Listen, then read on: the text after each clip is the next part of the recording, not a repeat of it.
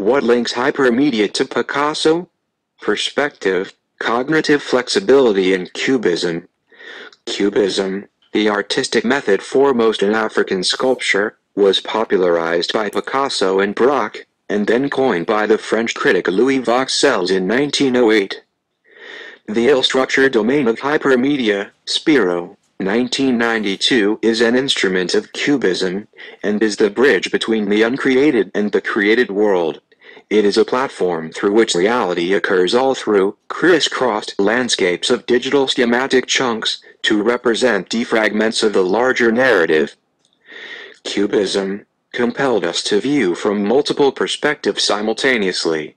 With hypermedia, the more connections you make, the more cognitive momentum you build up, further accelerates the experience acquisition process. Collins, Spiro, Ramchandran, and Ruggiero, 2007.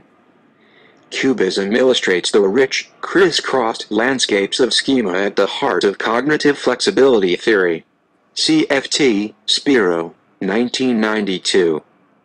Objects are broken, fragmented, interpenetrated, analyzed, and reassembled in an abstracted form to create ill-structured domains. The artist depicts the subject from a multitude of viewpoints to represent the subject in a greater context, as notably seen in Picasso's paintings such as 1907, Les Demoiselles d'Avignon. Ricky Goldman is the pioneer of digital video epistemology, hypermedia, in education.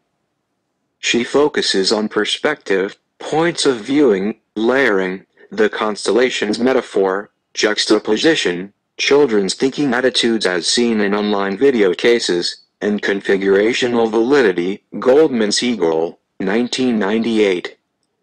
It is only rarely that an analyst feels impelled to investigate the subject of aesthetics, even when aesthetics is understood to mean not merely the theory of beauty but the theory of the qualities of feeling. Sigmund Freud, The Uncanny, 1919.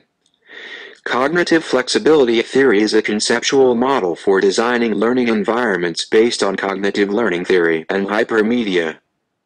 Spiro and Jeng, 1990, say that nonlinear epistemic videos, organized on multiple dimensions, are a practical way to build cognitive flexibility among educators, to review the ideas of others and to record their own ideas about ill-structured and complex content problems in real situations.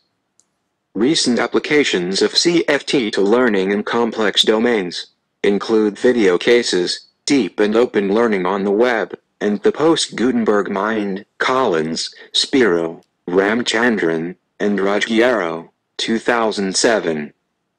Relative to hypermedia, researchers defined cognitive flexibility as the ability to adaptively reassemble diverse elements of knowledge to fit the particular needs of a given understanding or problem-solving situation. Spiro and Jeng, 1990. This theory focuses on learning in complex and ill-structured domains, which represent most situations in real life. Picasso required us to probe into visual experience and explore Cubism's usefulness in promoting our own spatial thinking and spatial design activities. By this process, we altered forever the way we see ourselves. Sigmund Freud's psychoanalysis added a view of cognitive depth and inaugurated aesthetical thinking in psychoanalysis alongside Cubism, e.g. the uncanny as aesthetical effect, 1919. Hypermedia affords ways to catch people's eye and call attention to the often unconscious assumptions they are making. Layering qualities, schema and perspectives to create meaningful knowledge for self and others in hypermedia. Hypertext is the next frontier in the future of designing, using, and critiquing technologies for learning. Goldman-Siegel's Points of Viewing, 1998. In summary, hypermedia investigates the cubist viewpoint of thinking of ourselves and our lives as sets of complex, interwoven and connected fragments that refer back to and reinforce who we consider ourselves to be. The end.